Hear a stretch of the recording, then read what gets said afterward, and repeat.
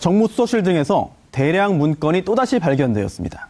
박근혜 전 대통령과 이재용 부회장은 물론 여러 차례 법망을 피해갔던 우병우 전 수석 재판에 수목힌 건이 될지 그 파장을 집중 분석해 보겠습니다. 네, 오늘 주목할 만한 이야기, 화제의 이야기, 바로 무슨 상황인지 모르겠다 아닐까 싶은데요. 우병우 전 수석이 청와대 문건에 대해서 무슨 상황인지 모르겠다라고 이야기했습니다. 네, 허성무 비서관님 어떻게 보셨는지 궁금합니다. 네, 알아도 모른다 말해야 되고 또 좀 당황했을 거라고 저는 생각을 합니다. 아마 이제 증거를 완벽히 인멸했다고 생각을 했는데 갑자기 증거가 될 만한 많은 문건들이 나왔기 때문에요. 물론 저 문건들이 우병우 수석이 있을 때 압수수색을 했으면 바로 증거로서의 가치가 있는데 지금은 이제 이렇게 상황이 바뀐 상황에서 나왔기 때문에 증거로서의 가치를 인정받기 위한 또 다른 절차들이 좀 필요는 하겠죠. 그렇지만 이렇게 청와대 민정수석실 내에 비서관들도 여러 명이 있고 또 비서관 밑에 행정관들이 많이 있지 않습니까? 그렇죠. 아무리 인멸하고 또 인멸하고 없애라고 말했지만 수석이 일일이 행정관 서랍이나 행정관 캐비넷을 다 열어보진 않았을 거거든요. 그런 과정 속에서 많이 버리고 파쇄했겠지만 그래도 어느 누군가에 의해서 남겨진 그런 것이라 판단이 되고요. 그러면 저것이 이제 행정관들이 교체되면서 이렇게 남겨졌을 수도 있고 또는 아니면 어떤 행정관이 의도적으로 파쇄하지 않고 남겨놓고 떠났을 수도 있고 여러 가지 예상이 됩니다. 근데 이제 정권이 바뀌었다고 해서 일일이 그러면 기존의 행정관들 캐비넷이나 이런 걸 다 수색하고 검색해보지 못하잖아요. 일하기도 그렇죠. 바쁘기 때문에. 네. 그렇기 때문에 이제 한 2달 지난 시점에서 우연히 저렇게 발견이 되었고 이제 발표가 되고 이랬던 게 아닌가 보여집니다. 이종훈 평론가님께 좀 어려운 질문 하나 좀 드리고 싶은데요. 네.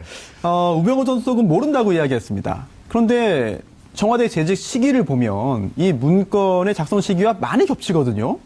정말 우병우 전 수석이 아무것도 모르는 상황일까? 또는 모른다고 거짓말하는 걸까? 너무 어렵나요? 아니, 왜 이게 갑자기 나왔지? 라고 네. 약간 아마 놀랐을 겁니다. 지금 심정이요? 예. 그러면서 동시에 도대체 이걸 누가 남겨놨을까? 라고 아마 지금 머릿속이 굉장히 복잡하지 않을까 이렇게 여겨지는데 저도 사실은 그분이 굉장히 궁금해요. 저는 어떤 분이 반드시 이거를 의도를 갖고 남겨놨을 가능성이 있다라고 보거든요. 그 익명의 의인이 과연 누구일까? 개인적으로 굉장히 관심이 많은데 이게 민정수석실 안에 민정비서관 안에 두 개의 팀이 있잖아요. 그러니까 민정팀, 그러니까 민사 정보를 취합하는 민정팀과 사정팀이 있는데 그 사정팀 쪽에서 나온 거란 말이죠. 자, 그러면 이 사정팀이라고 하는 것은 각 정보기관으로부터 정보를 수집하는 곳입니다.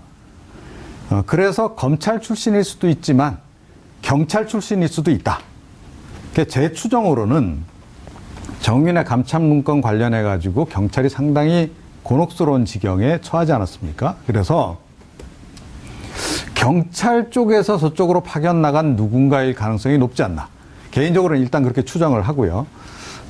그런데 이 문건의 내용을 보게 되면, 그러니까 이제까지 특검이 밝혀낸 그 부분 중에서도 약간 좀 빠져있던 부분들을 좀 메워주는 그런 의미가 있어요. 어떤 부분이 그런가요? 그러니까 김영한 그 전 민정수석의 메모 같은 경우에도 이미 업무수첩으로 작다 우리가 봤잖아요. 네네. 특검에서도 확인했고. 그런데 이번에 따로 또 나왔어요. 네. 그런데 그 내용이 굉장히 민감한 내용이에요. 그렇습니다. 그러니까 가장 결정적인 내용들이 들어있는 거라는 거죠. 그러니까 그게 어떤 경위로 그렇게 빠져서 따로 나와 있었는가 하는 겁니다. 그러니까 제가 보건대는 증거인멸을 하는 과정에서 이거는 특히 중요하기 때문에 이건 먼저 파쇄해야 될 대상으로 해서 따로 빼놨는데 이게 이번에 나온 거일 가능성이 높다. 그러면 의도적으로 파쇄 명령을 어기고 누군가가 이걸 남겨놨을 가능성이 높지 않나. 저는 그렇게 생각합니다. 고 기자님 다른 이견 있으신 것 같습니다.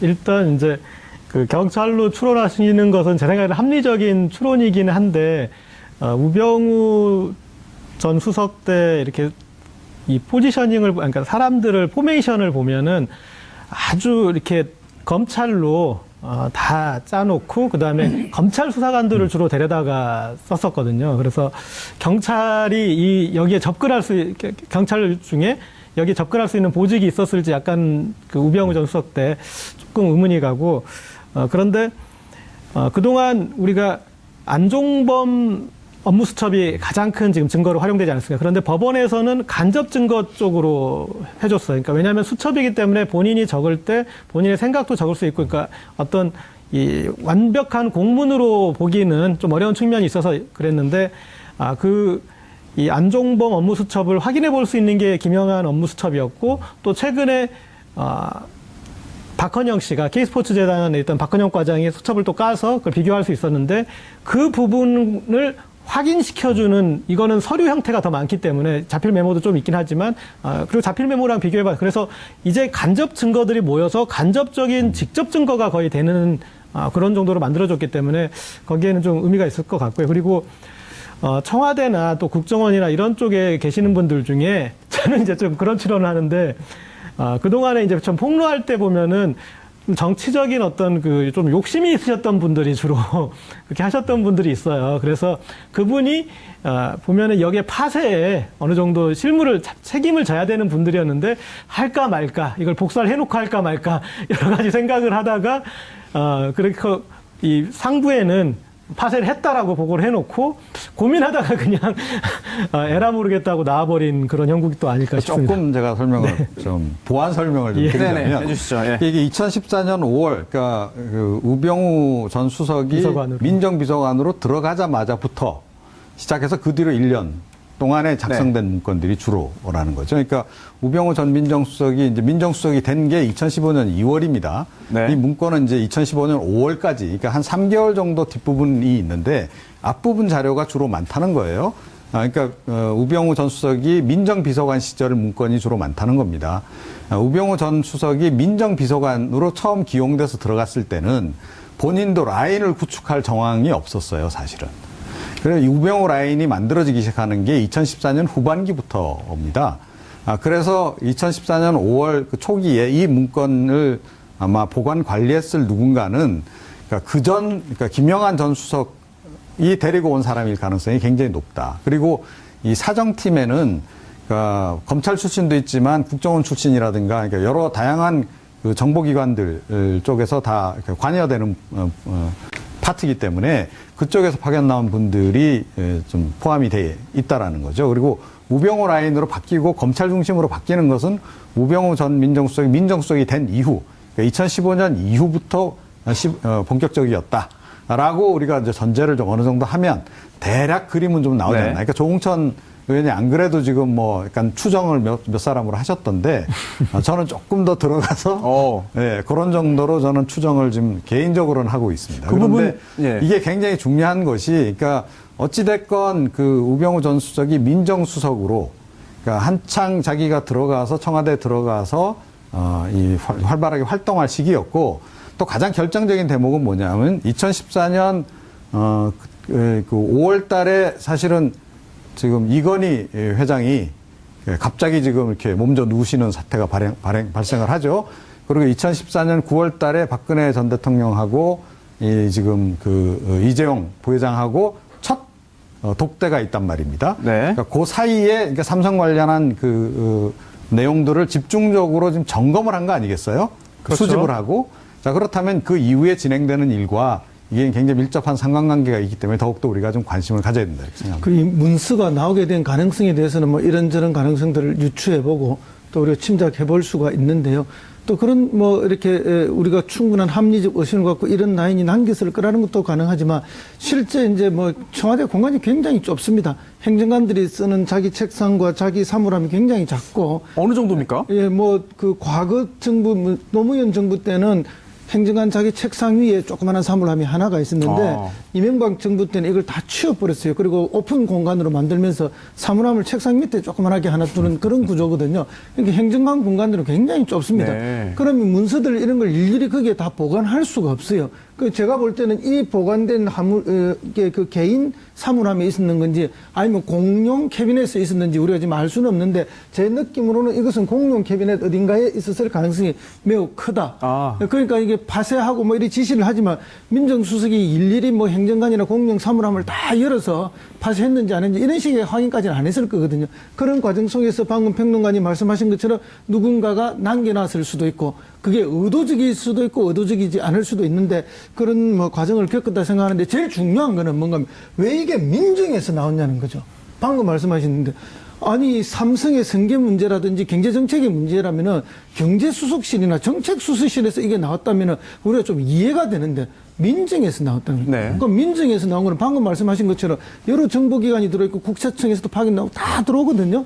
그러면 이것을 종합해서 정보를 취합하고 어떻게 해서 삼성이나 대기업으로부터 뇌물을 받아낼 것인가 하는 받아내려면 우리도 줄 게 있어야 안 됩니까? 이런 것들을 총체적으로 민정에서 판단하고 정보를 생산하고 만들었다는 그런 차원에서 보면 권력을 이용해서 뇌물을 뜯어낼 수 있는 방법까지 찾았다는 것이거든요. 그런 면에서 보면 이 정권, 박근혜 전 정부의 정권이 국가 권력이 하나의 조폭 권력처럼 행사되고 있었다. 저는 그런 판단도 들어요. 워낙에 충격적인 일이기 때문에 뭐 전문가분들께서 하실 말씀도 많은 것 같고요. 또 저희가 또 전해드릴 이야기도 많은 것 같은데 이야기를 계속 이어나가겠습니다.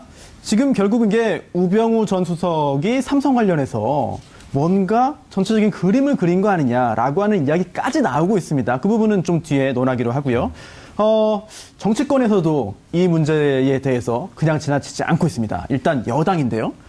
추미애 대표가 이야기했죠. 문서 내용만 봐도 왜 그렇게 박근혜 정권이 특검의 청와대 압수수색을 막았는지 알겠다라는 취지의 이야기를 했습니다. 뭐 파쇄기, 뭐 구입도 사실이고요. 허성무 비서관께 여쭙겠는데요.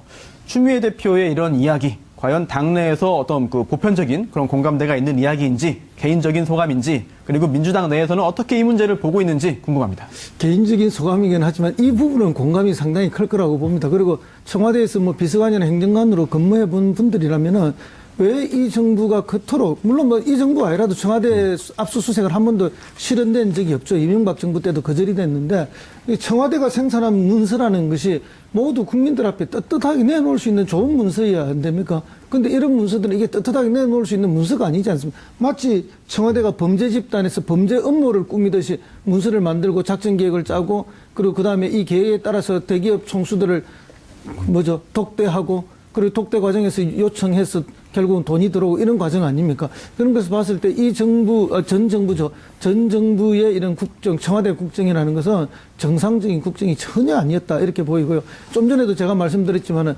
이렇게 국가의 모든 권력기관들이 총동원이 돼서 돈을 뜯어내기 위한, 뇌물을 받아내기 위한 하나의 수단으로서 국가 권력을 이용했으니까 이건 조폭 집단 수준밖에 안 된다. 저는 그렇게 봅니다. 평론가님, 야권에서는 어떻게 보고 있습니까? 야권에서는 지금 이제 자유한국당 기류가 좀 다르고, 바른정당 기류가 다르고, 국민의당이 기류가 좀 다르고, 이제 그럴 수밖에 없죠. 이게 보수진보로 나뉘어서. 그러니까 보수정당 쪽에서는 이제 이 절차적인 문제에 대해서 조금 더 그 문제 제기를 좀 더 많이 하고 있죠. 그러니까 이게 다 좋은데 이게 왜 갑자기 이 시점에 나왔냐. 뭔가 이 정치적인 의도 뭐 이런 걸 가지고 지금 청와대가 이거를 이제 공개한 거 아니냐라는 데 이제 좀 더 방점을 두고 있는 그런 이제 그 상황인데요. 일단 뭐 공개가 나온 상황에서는 공개된 내용에 지금 일단 초점을 맞춰서 일을 좀 진행을 하는 것이 좀 맞다라고 생각이 되고, 절차적으로 약간 청와대가 서두른 감이 없잖아 있는 건 분명해요. 그러니까 이게 이제 국가기록원 또 그러니까 대통령 기록관으로 넘겨서 거기서 일단 뭐 이러이러한 내용의 것이다라고 이제 발표를 하고, 그러고 나면 검찰이 저건 우리가 좀 봐야 되겠다라고 해서 들어가서 보고, 뭐 이런 식으로 진행이 됐더라면 조금 더 그 논란의 여지 없이 좀 진행이 됐을 것 같긴 해요. 그런데 어찌됐건 청와대도 이 문제는 굉장히 사안이 중요하다라고 생각해서 아무래도 그런 것 같고요. 그런데 이게 지금 이제 조금 더 제가 보강 설명을 좀 해드린다면, 조금 전에 말씀을 하셨는데, 이게 그러니까 K스포츠재단이나 미르재단으로 넘어가는, 그러니까 삼성을 비롯한 대기업들에 대해서 이런저런 지원 요청을 하게 되는 과정, 그 전 단계에 해당하는 겁니다. 그러니까 사전에 이제 그러면 기업들이 어떻게 돌아가는지 정보 파악도 좀 하고, 그리고 특히 삼성에 대해서는 사전 정보가 많이 필요했던 거죠. 그러니까 만약에 누군가가 삼성 쪽에 뭔가 요구를 하기 위해서 준비를 한다라고 전제를 하자고요. 그러니까 이른바 여러 가지 청탁들, 자금 청탁들을 하기 위해서 준비를 한다고 하면 삼성이 꼼짝할 수 없는, 그러니까 거절하기 힘든 뭔가 이유들을 좀 찾아서 만나는 게 맞겠죠. 그러니까 통상적으로 그런 그 일반적인 그 과정들을 우리가 이렇게 생각을 해본다 그러면, 이것은 사실은 이게 당연히 민정수석실에서 이 작업을 했어야 되는 것이고요. 그러니까 이후에 뭐 이제 안종범 전 수석이라든가 이런 사람들은 사실은 실행 단계에서의 일입니다. 그러니까 이거는 실행 전에, 그러니까 각 정보기 사정기관들을 통해서 삼성이 지금 어떻게 돌아가고 있는지, 또 삼성을 우리가 접근해서 뭔가 이렇게 얻어내려고 했을 때 좀 삼성과 연결고리를 찾을 수 있다면 과연 뭐가 있는지 이런 거를 이제 쭉 그 사전 조사를 시킨 거죠. 저는 그것이 이번에 문건으로 나온 거다 이렇게 생각을 합니다. 아, 네. 기자님. 저도 말씀드리고 싶었던 내용을 너무 저보다 잘 설명을 해주셔서 그런데 이 박근혜 최순실 국정농단 때 이 범죄의 기획 과정에 대한 설명이 없었어요. 갑자기 어느 날 갑자기 최순실을 통해서 이런 지시들이 내려오는데 그런 그 비리에 기획된 구조가 어떻게 됐는지 그 부분 설명이 부족했습니다. 한쪽이 설명이 있다면 최순실의 금고직이나 그래서 금전적으로 회계적으로 어떤 식으로 풀어갈지 그걸 기획했던 쪽은 나왔는데 말씀하셨듯이 기업들을 압박하고 겁박해야 되는데 그렇다면 약한 고리를 쥐어야 되는데 그것에 대해서 파악하고 그리고 하는 그런 부분에 그 과정이 설명이 좀 없었어요. 그래서 어느 날 갑자기 하늘에서 내려온 것처럼 최순실을 통해서 이렇게 저렇게 해라 됐는데 역으로 이 기획 단계에 밝혀진 게 저는 좀 의미가 있는 것 같고 그리고 이 밝혀지는 과정에 조금 미흡하신 분 지적을 했는데 그럼에도 불구하고 청와대는 되게 신경을 쓰더라고요. 기자 브리핑을 할 때 이게 2차 저차한 게 이런 저런 과정에서 나와서 이만큼 나왔는데 국가기록물법에 보니까 이런 저런 걸 발표하면 안 되는데 이 정도는 된다고 해서 우리가 검찰에 주겠다. 그러니까 그 앞부분에 대해서 이 내용으로 봤을 때는 사실은 내용부터 설명하는 게 더 급한데 서론이 길어요. 발견하게 된 과정과 이걸 우리가 이렇게 얘기하는 게 불법이 아니다. 그 부분을 설명하는 과정들이 있더라고요. 그래서 조심스럽지만 그러나 청와대에서는 이제 지금 현재 빨리 수사에 도움을 주고 싶었던 그런 마음이 또 드러나기도 했습니다. 그런 마음도 드러나지만 또 청와대가 이것을 더 묻고 갈 수도 없어요. 왜냐하면 만약에 청와대가 빨리 공개화하지 않고 그냥 은밀하게 보내고 뭐 검찰에 정보를 주고 이랬다면 나중에 밝혀지면 청와대가 더 큰 논란에 휩싸이게 되거든요. 그러나 조금 성급한 면이 있다고 하지만 그럴 수밖에 없었다는 점이 하나 있고 결국 방금 뭐 평론가님하고 기자님 말씀하셨지만은 기업들로부터 돈을 그게 뇌물의 형태든 어떤 형태든 돈을 받아내려면은 기업들을 겁박하는 채찍도 있어야 되지만 기업한테도 줄 게 있어야 되니까 그 당근들을 채찍과 당근을 마련하는 그 과정의 문서들이 오늘 쫙 다 드러났다 이렇게 보입니다. 저는 사실 개인적으로 그 굉장히 흥미로웠던 부분이 삼성 경영권 승계 국면을 기회로 삼을 수 있다. 근데 그게 과연 누구에게 기회냐. 그 부분이 굉장히 궁금했습니다. 바로 그 부분을 제가 지금 말씀드리려고 했는데요. 네. 그러니까 이게 뭐냐면 기획 문서잖아요. 그러니까 삼성을 어떻게 하면 우리가 삼성으로부터 지원을 이끌어낼 수 있다. 우리가 정부 쪽에서 사용할 수 있는 가용 자원은 이러이러한 것들이다. 설계도예요.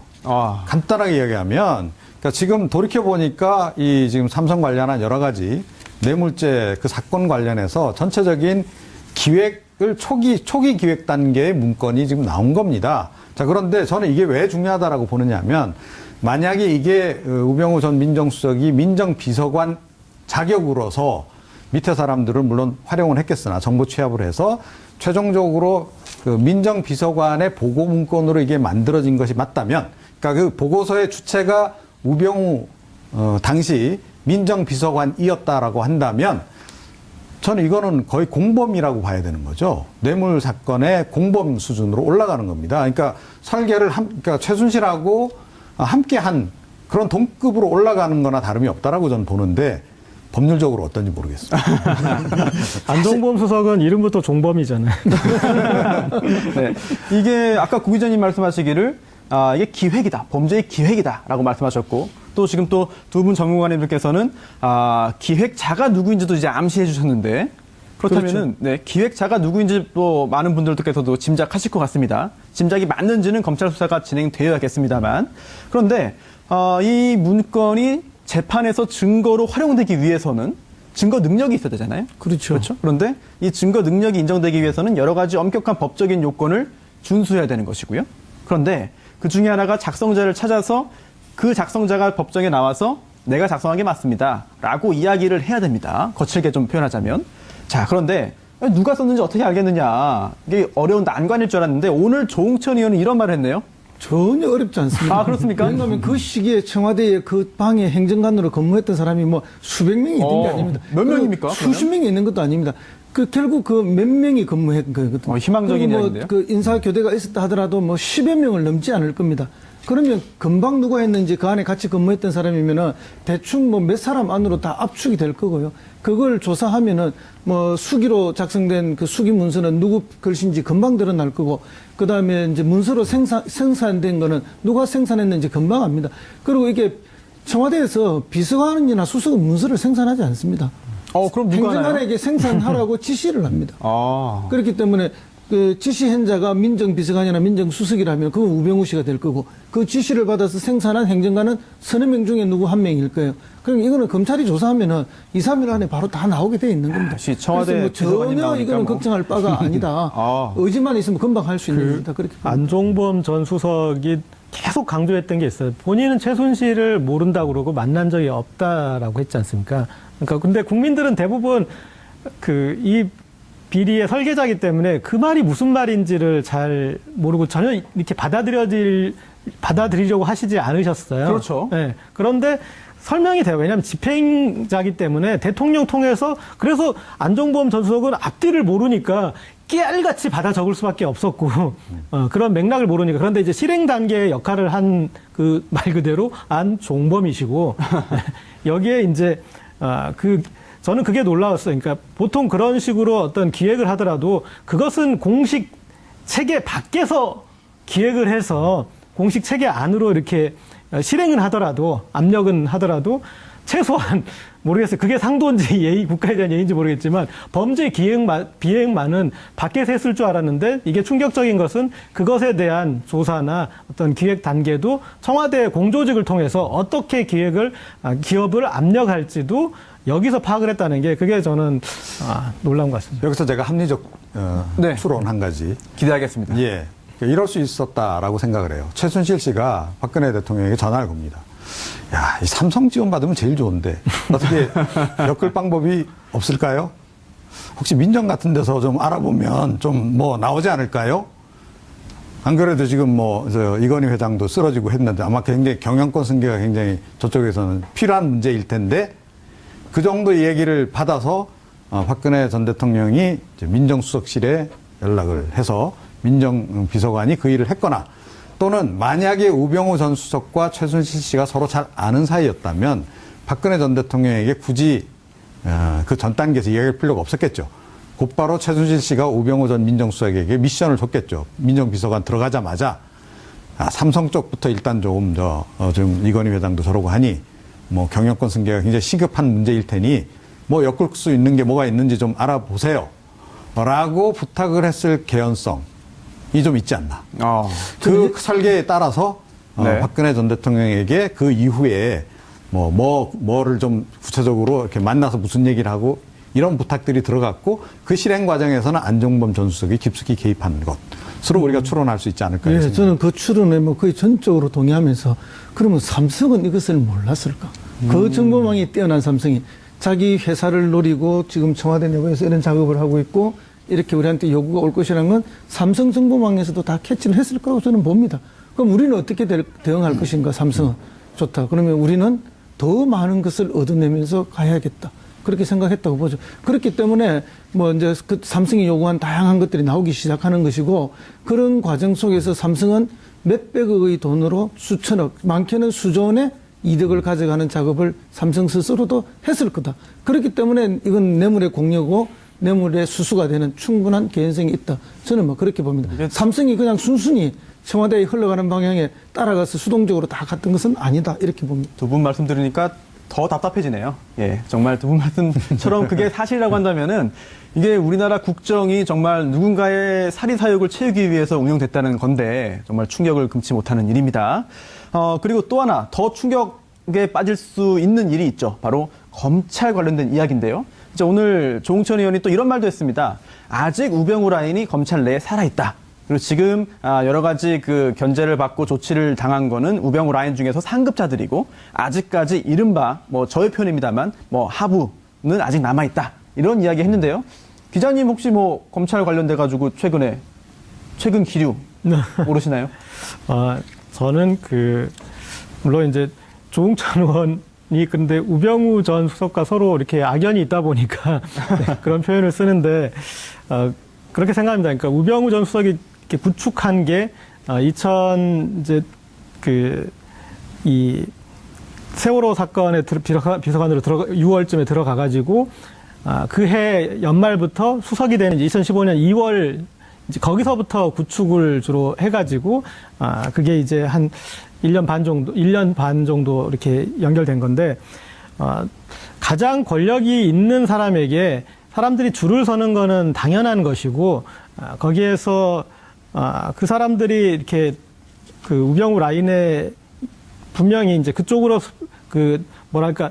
한 번 더 그러니까 하청 정도라고 봐야 될 것 같습니다. 우병우 라인에 직접 연결된 사람의 다시 한번 이제 그 사람의 또 라인이어서 거기에 이제 계보에 확보된 그런 정도라고 볼 수 있을 것 같은데, 그 사람들이 검찰 내에서 지금 어떤 그 행동을 할 수 있는 집합체를 이룰 수 있거나 아니면 그럴 저는 계제는 아닌 것 같고 자기 스스로의 이력을 세탁하기 바쁜 그럴 적이 같고 그래서 지금 이제 우리가 이 어떤 책임 있는 자리에 책임 있는 위치에 있는 사람들을 그리고 명분에 따라서 지금 잘라나가지 않았습니까? 그러니까 거기에서 어떤 그 합의점이 좀 어느 정도는 있지 않았나. 여기까지 색출한다라는 것은 그건 좀 약간은 그거에 이 다른 명분이 있어야 되고 이유가 있어야 되고 좀 그렇지 않을까 싶습니다. 설명을 굉장히 잘해 주셨는데 공직사에 그 유행하는 이야기로 그냥 하나 하면은 네, 해주시죠. 공직사회나 정치권에는 줄을 잘 서야 한다. 줄을 잘 잡아야 한다는 이야기가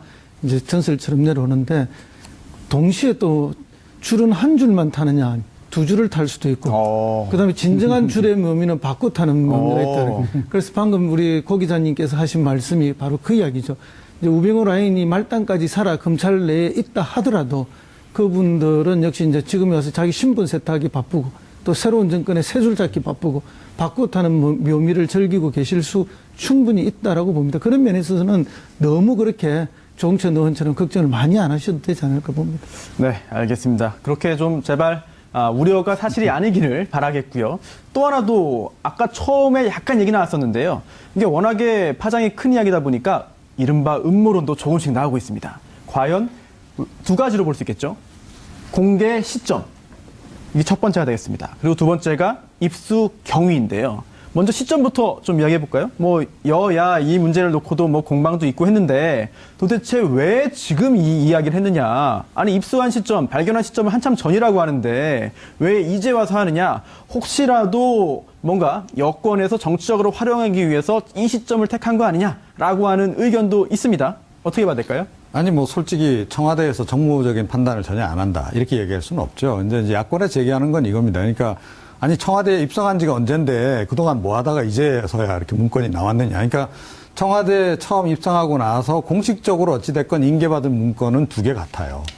그러니까 이제 그 청와대 그 비서실 그 현황 자료 하나 하고 그 다음에 이제 회의실 그 예약 현황 요거 두 개 받았다는 거죠. 자, 그러면 공식 문건 그럼 두 개, 이게 답니까? 그럼, 예. 그럼 그쪽에서 그렇게 얘기할 거 아니에요. 박근혜 전 대통령 쪽에서. 예, 그게 답니다. 그럼 그거로 끝해야 되느냐는 거죠. 사실은 그다음부터는 이제 청와대 다 이렇게 뒤져봐야 되는 거죠. 정말로 이렇게 문건이, 다 안 왔는지 아니면 인계해야 될 것들이 어디 숨어져 있는데 제대로 인계가 안 됐는지 이런 거를 다 한번 이제 뒤져보는 과정이 필요했어야 되는데 결과적으로 이제 보니까 그 과정을 안 거친 것 같아요. 그러니까 오늘도 뭐 1,300여 건 정도 또 뭐 추가 문건이 좀 나왔다라고 그러는데 그러니까 그 부분 관련해서 약간 좀 의구심을 살 여지는 있다.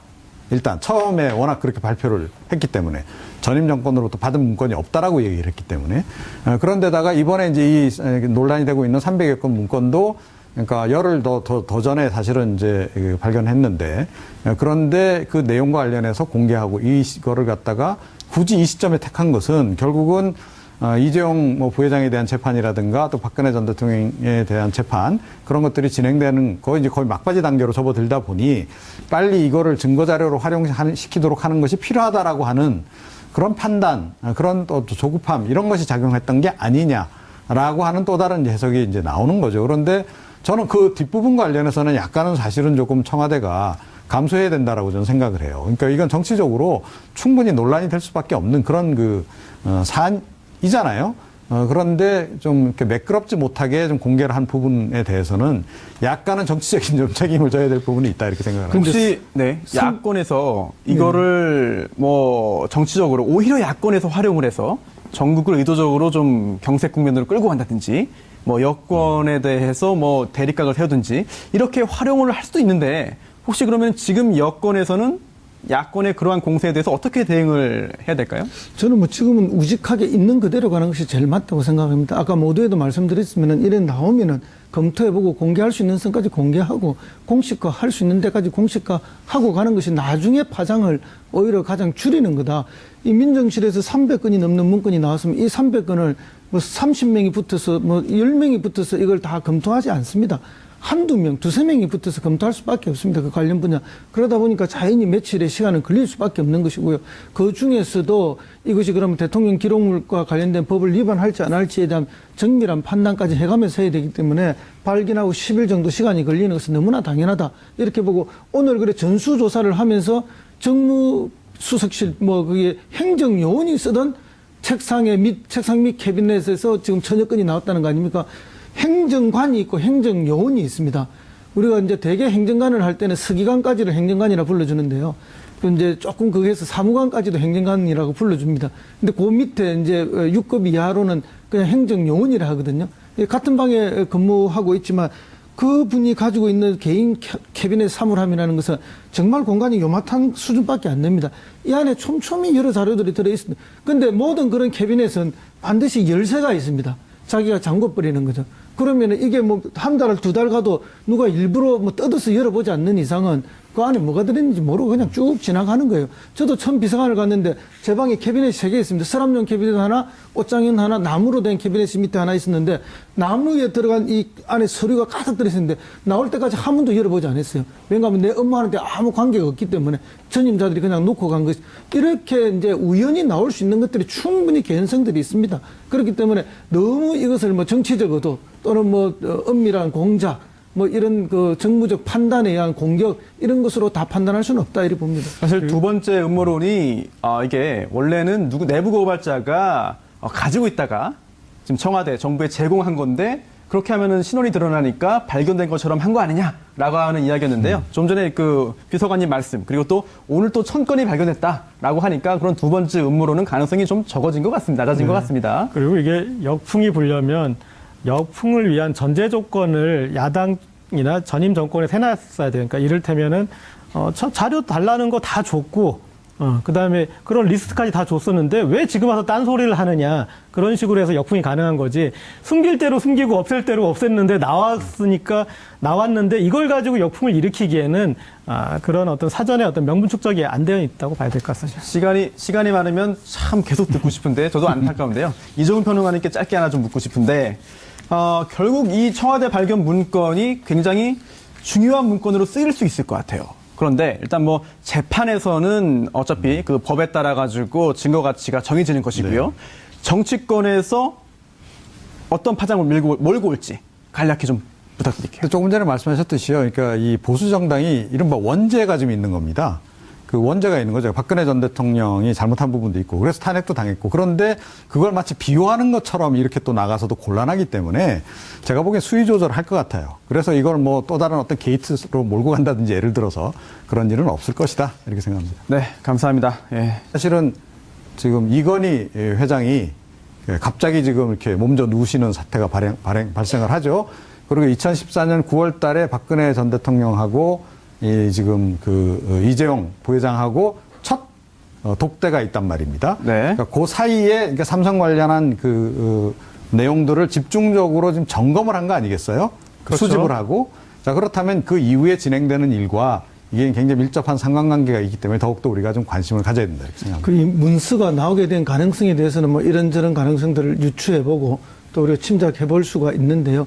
또 그런 뭐 이렇게 우리가 충분한 합리적 의심을 갖고 이런 라인이 남겼을 거라는 것도 가능하지만 실제 이제 뭐 청와대 공간이 굉장히 좁습니다. 행정관들이 쓰는 자기 책상과 자기 사물함이 굉장히 작고 어느 정도입니까? 예, 뭐 그 과거 정부 노무현 정부 때는 행정관 자기 책상 위에 조그마한 사물함이 하나가 있었는데 이명박 정부 때는 이걸 다 치워버렸어요. 그리고 오픈 공간으로 만들면서 사물함을 책상 밑에 조그만하게 하나 두는 그런 구조거든요. 그러니까 행정관 공간들은 굉장히 좁습니다. 네. 그러면 문서들 이런 걸 일일이 거기에 다 보관할 수가 없어요. 그 제가 볼 때는 이 보관된 이게 그 개인 사물함에 있었는 건지 아니면 공용 캐비넷에 있었는지 우리가 지금 알 수는 없는데 제 느낌으로는 이것은 공용 캐비넷 어딘가에 있었을 가능성이 매우 크다. 그러니까 이게 파쇄하고 뭐 이리 지시를 하지만 민정수석이 일일이 뭐 행정관이나 공용 사물함을 다 열어서 파쇄했는지 안 했는지 이런 식의 확인까지는 안 했을 거거든요. 그런 과정 속에서 방금 평론가님 말씀하신 것처럼 누군가가 남겨놨을 수도 있고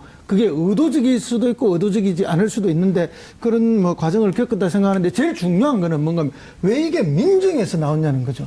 방금 말씀하셨는데 아니 삼성의 승계 문제라든지 경제정책의 문제라면은 경제수석실이나 정책수석실에서 이게 나왔다면은 우리가 좀 이해가 되는데 민정에서 나왔다는 거예요. 네. 그러니까 민정에서 나온 거는 방금 말씀하신 것처럼 여러 정보기관이 들어있고 국세청에서도 파견 나오고 다 들어오거든요. 그러면 이것을 종합해서 정보를 제압하고 어떻게 해서 삼성이나 대기업으로부터 뇌물을 받아낼 것인가 하는 받아내려면 우리도 줄 게 있어야 안 됩니까? 이런 것들을 총체적으로 민정에서 판단하고 정보를 생산하고 만들었다는 그런 차원에서 보면 권력을 이용해서 뇌물을 뜯어낼 수 있는 방법까지 찾았다는 것이거든요. 그런 면에서 보면 이 박근혜 전 정부의 정권이 국가 권력이 하나의 조폭 권력처럼 행사되고 있었다. 저는 그런 판단도 들어요. 워낙에 충격적인 일이기 때문에 뭐 전문가분들께서 하실 말씀도 많은 것 같고요. 또 저희가 또 전해드릴 이야기도 많은 것 같은데 이야기를 계속 이어나가겠습니다. 지금 결국은 이게 우병우 전 수석이 삼성 관련해서 뭔가 전체적인 그림을 그린 거 아니냐라고 하는 이야기까지 나오고 있습니다. 그 부분은 좀 뒤에 논하기로 하고요. 정치권에서도 이 문제에 대해서 그냥 지나치지 않고 있습니다. 일단 여당인데요. 추미애 대표가 이야기했죠. 문서 내용만 봐도 왜 그렇게 박근혜 정권이 특검의 청와대 압수수색을 막았는지 알겠다라는 취지의 이야기를 했습니다. 뭐 파쇄기, 뭐 구입도 사실이고요. 허성무 비서관께 여쭙겠는데요. 추미애 대표의 이런 이야기, 과연 당내에서 어떤 그 보편적인 그런 공감대가 있는 이야기인지, 개인적인 소감인지, 그리고 민주당 내에서는 어떻게 이 문제를 보고 있는지 궁금합니다. 개인적인 소감이긴 하지만 이 부분은 공감이 상당히 클 거라고 봅니다. 그리고 청와대에서 뭐 비서관이나 행정관으로 근무해 본 분들이라면은 왜 이 정부가 그토록, 물론 뭐 이 정부가 아니라도 청와대 압수수색을 한 번도 실현된 적이 없죠. 이명박 정부 때도 거절이 됐는데, 이 청와대가 생산한 문서라는 것이 모두 국민들 앞에 떳떳하게 내놓을 수 있는 좋은 문서여야 안 됩니까? 근데 이런 문서들은 이게 떳떳하게 내놓을 수 있는 문서가 아니지 않습니까? 마치 청와대가 범죄 집단에서 범죄 음모를 꾸미듯이 문서를 만들고 작전 계획을 짜고, 그리고 그 다음에 이 계획에 따라서 대기업 총수들을 독대하고, 그리고 독대 과정에서 요청해서 결국은 돈이 들어오고 이런 과정 아닙니까? 그런 것을 봤을 때 이 정부, 전 정부의 이런 국정, 청와대 국정이라는 것은 정상적인 국정이 전혀 아니었다. 이렇게 보이고요. 좀 전에도 제가 말씀드렸지만은 이렇게 국가의 모든 권력기관들이 총동원이 돼서 돈을 뜯어내기 위한, 뇌물을 받아내기 위한 하나의 수단으로서 국가 권력을 이용했으니까 이건 조폭 집단 수준밖에 안 된다. 저는 그렇게 봅니다. 평론가님, 네. 야권에서는 어떻게 보고 있습니까? 야권에서는 지금 이제 자유한국당 기류가 좀 다르고, 바른정당 기류가 다르고, 국민의당이 기류가 좀 다르고, 이제 그럴 수밖에 없죠. 이게 보수진보로 나뉘어서. 그러니까 보수정당 쪽에서는 이제 이 절차적인 문제에 대해서 조금 더 문제 제기를 좀 더 많이 하고 있죠. 그러니까 이게 다 좋은데 이게 왜 갑자기 이 시점에 나왔냐. 뭔가 이 정치적인 의도 뭐 이런 걸 가지고 지금 청와대가 이거를 이제 공개한 거 아니냐라는 데 이제 좀 더 방점을 두고 있는 그런 이제 그 상황인데요.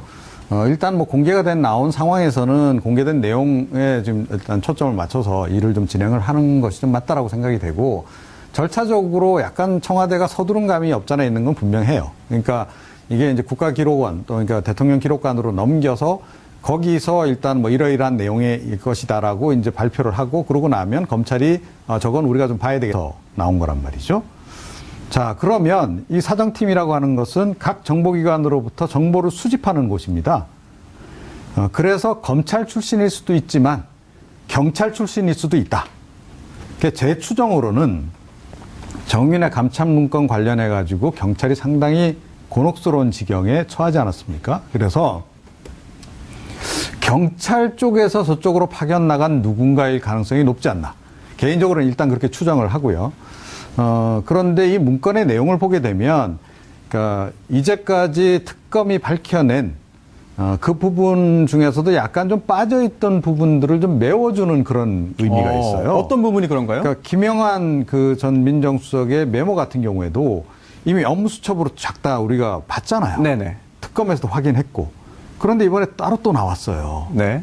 그런데 그 내용이 굉장히 민감한 내용이에요. 그렇습니다. 그러니까 가장 결정적인 내용들이 들어있는 거라는 거죠. 그러니까 그게 어떤 경위로 그렇게 빠져서 따로 나와 있었는가 하는 겁니다. 그러니까 제가 보건대는 증거인멸을 하는 과정에서 이거는 특히 중요하기 때문에 이건 먼저 파쇄해야 될 대상으로 해서 따로 빼놨는데 이게 이번에 나온 거일 가능성이 높다. 그러면 의도적으로 파쇄 명령을 어기고 누군가가 이걸 남겨놨을 가능성이 높지 않나. 저는 그렇게 생각합니다. 고 기자님 뭐 다른 이견 있으신 것 같습니다. 일단 이제 그 경찰로 추론하시는 것은 제 생각에는 합리적인 추론이기는 한데 우병우 전 수석 때 이렇게 이 포지셔닝을 그러니까 사람들을 포메이션을 보면은 아주 이렇게 검찰로 다 짜놓고 그다음에 검찰 수사관들을 주로 데려다가 썼었거든요. 그래서 경찰이 여기에 접근할 경찰 중에 여기 접근할 수 있는 보직이 있었을지 약간 그 우병우 전 수석 때 조금 의문이 가고 그런데 그동안 우리가 안종범 업무수첩이 가장 큰 지금 증거로 활용되지 않았습니까? 그런데 법원에서는 간접 증거 쪽으로 해줬어요. 그러니까 왜냐하면 수첩이기 때문에 본인이 적을 때 본인의 생각도 적을 수 있고, 그러니까 어떤 이 완벽한 공문으로 보기는 좀 어려운 측면이 있어서 그랬는데, 이 안종범 업무수첩을 확인해 볼 수 있는 게 김영한 업무수첩이었고, 또 최근에 박헌영 씨가 K스포츠재단에 있던 박헌영 과장이 수첩을 또 까서 그걸 비교할 수 있었는데 그 부분을 확인시켜주는 이거는 서류 형태가 더 많기 때문에 자필 메모도 좀 있긴 하지만 그리고 자필 메모랑 비교해봐. 그래서 이제 간접 증거들이 모여서 간접적인 직접 증거가 거의 되는 그런 정도로 만들어졌기 때문에 거기에는 좀 의미가 있을 것 같고요. 그리고 청와대나 또 국정원이나 이런 쪽에 계시는 분들 중에 저는 이제 좀 그런 추론을 하는데 그동안에 이제 좀 폭로할 때 보면은 정치적인 어떤 그 좀 욕심이 있으셨던 분들이 주로 그렇게 하셨던 분들이 있어요. 그래서 그분이 보면은 여기에 파쇄에 어느 정도 책임을 져야 되는 분들이었는데 할까 말까 이걸 복사를 해놓고 할까 말까 여러 가지 생각을 하다가 그렇게 이 상부에는 파쇄를 했다라고 보고를 해놓고 고민하다가 그냥 에라 모르겠다고 나와버린 그런 형국이 또 아닐까 싶습니다. 조금 제가 설명을 좀 보완 설명을 좀 드리자면 해주시죠. 예. 이게 2014년 5월 그러니까 그 우병우 전 수석이 비서관으로. 민정비서관으로 들어가자마자부터 시작해서 그 뒤로 1년 동안에 작성된 문건들이 주로라는 거죠. 그러니까 우병우 전 민정수석이 이제 민정수석이 된 게 2015년 2월입니다. 네. 이 문건은 이제 2015년 5월까지, 그러니까 한 3개월 정도 뒷부분이 있는데 앞부분 자료가 주로 많다는 거예요. 그러니까 우병우 전 수석이 민정비서관 시절 문건이 주로 많다는 겁니다. 우병우 전 수석이 민정비서관으로 처음 기용돼서 들어갔을 때는 본인도 라인을 구축할 정황이 없었어요, 사실은. 그래서 이 우병우 라인이 만들어지기 시작하는 게 2014년 후반기부터입니다. 그래서 2014년 5월 그 초기에 이 문건을 아마 보관 관리했을 누군가는 그러니까 김영한 전 수석이 데리고 온 사람일 가능성이 굉장히 높다. 그리고 이 사정팀에는 그러니까 검찰 출신도 있지만 국정원 출신이라든가 그러니까 여러 다양한 그 정보기관들 쪽에서 다 관여되는 파트이기 때문에 그쪽에서 파견 나온 분들이 좀 포함이 돼 있다라는 거죠. 그리고 우병우 라인으로 바뀌고 검찰 중심으로 바뀌는 것은 우병우 전 민정수석이 민정수석이 된 이후, 그러니까 2015년 이후부터 본격적이었다라고 우리가 이제 전제를 좀 어느 정도 하면 대략 그림은 좀 나오지 않나. 그러니까 조홍천 의원이 안 그래도 지금 뭐 약간 추정을 몇 사람으로 하셨던데 저는 조금 더 들어가서 예, 그런 정도로 저는 추정을 지금 개인적으로는 하고 있습니다. 그 그런데 부분, 예. 이게 굉장히 중요한 것이 그러니까 어찌됐건 그 우병우 전 수석이 민정수석으로 그러니까 한창 자기가 들어가서 청와대에 들어가서 이 활발하게 활동할 시기였고 또 가장 결정적인 대목은 뭐냐면 2014년 그 5월 달에 정무수석실 등에서 대량 문건이 또다시 발견되었습니다. 박근혜 전 대통령과 이재용 부회장은 물론 여러 차례 법망을 피해갔던 우병우 전 수석 재판에 수목힌 건이 될지 그 파장을 집중 분석해 보겠습니다. 네, 오늘 주목할 만한 이야기, 화제의 이야기, 바로 무슨 상황인지 모르겠다 아닐까 싶은데요. 우병우 전 수석이 청와대 문건에 대해서 무슨 상황인지 모르겠다라고 이야기했습니다. 네, 허성무 비서관님 뭐 어떻게 보셨는지 궁금합니다. 네, 알아도 모른다 말해야 되고 또 좀 당황했을 거라고 저는 생각을 합니다. 아마 이제 뭐 증거를 완벽히 인멸했다고 생각을 했는데 갑자기 증거가 될 만한 많은 문건들이 나왔기 때문에요. 물론 저 문건들이 뭐 우병우 수석이 있을 때 압수수색을 했으면 바로 증거로서의 가치가 있는데 지금은 이제 이렇게 상황이 바뀐 상황에서 나왔기 때문에 증거로서의 가치를 인정받기 위한 또 다른 절차들이 좀 필요는 하겠죠. 그렇지만 뭐 이렇게 청와대 민정수석실 내에 비서관들도 여러 명이 있고 또 비서관 밑에 행정관들이 많이 있지 않습니까? 그렇죠. 아무리 인멸하고 또 인멸하고 없애라고 말했지만 수석이 일일이 행정관 서랍이나 행정관 캐비넷을 다 열어보진 않았을 거거든요. 그런 과정 속에서 많이 버리고 파쇄했겠지만 그래도 어느 구석 어느 누군가에 의해서 남겨진 그런 것이라 판단이 되고요. 그러면 저것이 이제 뭐 행정관들이 교체되면서 이렇게 남겨졌을 수도 있고 또는 아니면 어떤 행정관이 의도적으로 파쇄하지 않고 남겨놓고 떠났을 수도 있고 뭐 여러 가지 예상이 됩니다. 근데 이제 뭐 정권이 바뀌었다고 해서 일일이 그러면 기존의 행정관들 뭐 캐비넷이나 이런 걸 다 수색하고 검색해보지 못하잖아요. 일하기도 그렇죠. 바쁘기 때문에. 네. 그렇기 때문에 이제 한 2달 지난 시점에서 우연히 저렇게 발견이 되었고 이제 발표가 되고 이랬던 게 아닌가 보여집니다. 이종우 평론가님께 좀 어려운 질문 하나 좀 드리고 싶은데요. 네. 우병우 전 수석은 모른다고 이야기했습니다. 그런데 청와대 재직 시기를 보면 이 문건의 작성 시기와 많이 겹치거든요. 정말 우병우 전 수석이 아무것도 모르는 상황일까? 또는 모른다고 거짓말하는 걸까? 너무 어렵나요?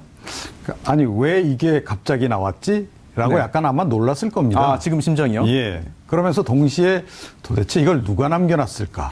라고 아마 지금 머릿속이 굉장히 복잡하지 않을까 이렇게 여겨지는데 저도 사실은 그분이 굉장히 궁금해요. 저는 어떤 분이 반드시 이거를 의도를 갖고 남겨놨을 가능성이 있다라고 보거든요. 그 익명의 의인이 과연 누구일까?